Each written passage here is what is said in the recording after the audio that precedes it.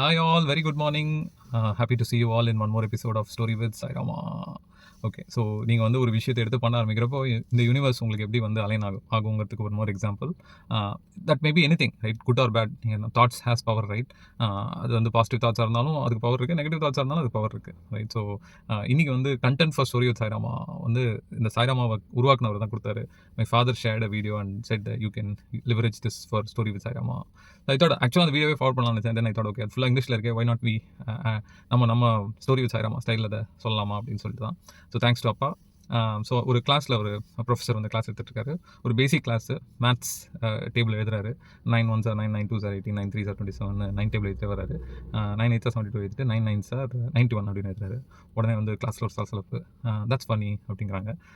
உடனே சிரிக்கிறாங்க. உடனே வந்து அவரை திரும்பி வந்து இதுலேருந்து உங்களுக்கு என்ன புரியுது அப்படின்னாரு. இதில் என்ன புரியறதுக்கு நீங்கள் 9 டேபிள்ஸில் தப்பாக எழுதிருக்கீங்க, 9 9s are 81 எழுதிருக்கீங்க, 91 எழுதிருக்கீங்க 81 பதிலாக அப்படின்னு சொல்லிட்டு அவர் சொல்கிறாரு. நான் இதுலேருந்து ஒரு லைஃப் லெசன் உங்களுக்கு சொல்கிறேன். நீங்கள் வந்து நான் வந்து ஃபஸ்ட்டு 8 வந்து ஒழுங்காக எழுதியிருக்கேன். ஆனால் நீங்கள் அது உங்கள் கண்ணுக்கு தெரியல. நான் எது தப்பாக எழுதினோ அது மட்டும் தான் கண்ணுக்கு தெரியுது. So what it actually means அப்படின்னு சொல்கிறாரு. ஸோ வந்து தே ஆர் சேயிங் லைக் நீங்கள் ஒரு டீச்சர், ஸோ நீங்கள் தப்பு பண்ண முடியாது அப்படின்னு அவர் சொல்கிறார். ஏன் நான் ஒரு மனுஷன் தானே, நானும் ஒரு டீச்சர் தானே.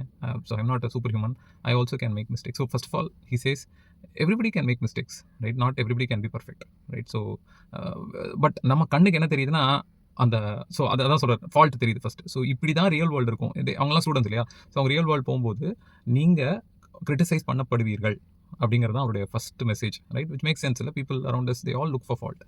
And what it actually means when someone finds fault in us அப்படின்னா it means that they lack that they are not happy with who they are, right? அவங்ககிட்ட என்ன இல்லையோ அதை மற்றவங்கள்ட்ட பார்க்குறப்போ they start criticizing. Especially when people become very successful they get criticized more, கரெக்டாக? ஏன்னா criticise பண்ணுறவங்க மோஸ்ட்லி எப்படி இருப்பாங்கன்னா சக்ஸஸ்ஃபுல்லாக இருக்க மாட்டாங்க.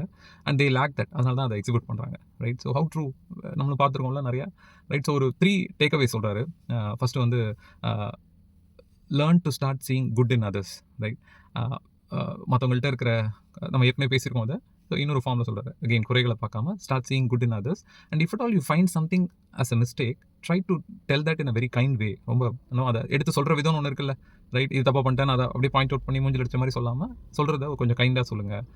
ஃபீட்பேக்னு சொல்லுவாங்க, ரைட்? ஸோ அதை ப்ராப்பராக கம்யூனிகேட் பண்ணுங்கள் அப்படின்னு சொல்கிறாரு. First takeaway. செகண்ட் வந்து when you are getting criticised, okay, when you are getting criticised, start remembering the goodness, the strength and qualities, success qualities that you possess, rather than நம்மளை பார்த்து இப்படி சொல்லிட்டாங்களே, நம்மகிட்ட இருக்கிற இந்த பிரச்சனையை பாயிண்ட் அவுட் பண்ணிட்டாங்களே, இதில் நம்ம தப்பு பண்ணிட்டோம்னு சொல்லிட்டாங்களேன்னு சொல்லி don't get into that negative loop. Rather think about the goodness that you possess, right? அந்த இடத்துல தான் you should remember all the good qualities that you have.